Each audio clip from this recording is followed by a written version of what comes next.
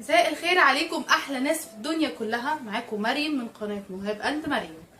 النهارده الفيديو مفاجاه بس من صنع يدي. انا اللي عاملاها يا جماعه. هتعجبكم جدا جدا جدا. حاجه كده انا عملتها، حبيت اوريها لكم وعايزه رايكم فيها. بجد يهمني رايكم جدا في الفيديو ده. لو عايزين تشوفوا الفيديو وعايزين تشوفوا المفاجاه اللي انا عاملاها بصنع يدي، انا اللي عاملاها. اتفرجوا الفيديو لغايه الاخر وهرجع لكم تاني.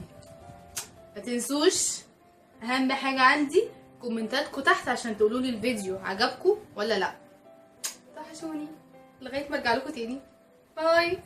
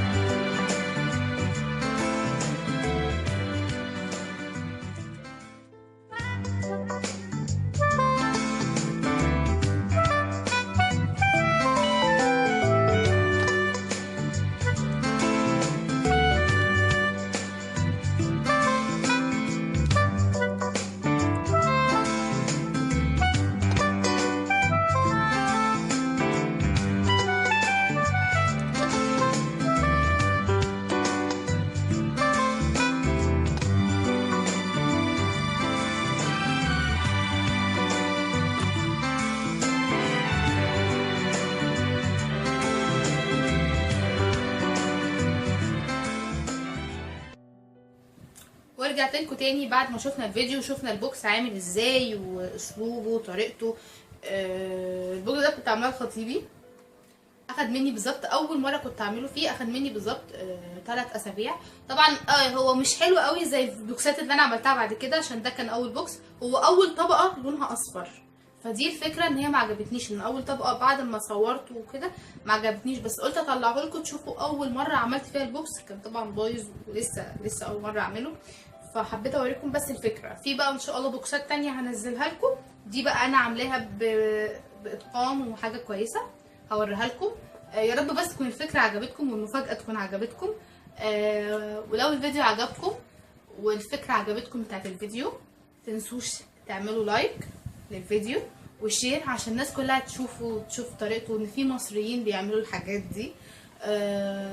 واشتراك في القناه، بجد محتاجين دعمكم جدا جدا الفتره دي معانا. احنا لسه يعني القناه ما قامتش على، ما شدتش حيلها، فمحتاجين بجد دعمكم معانا وانكم تشتركوا في القناه بتاعتنا.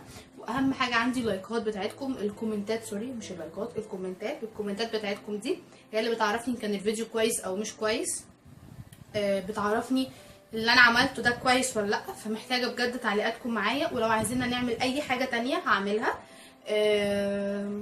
يا رب يكون الفيديو عجبكم وما كانش طويل عليكم وما كانش رخم قوي الفيديو يعني.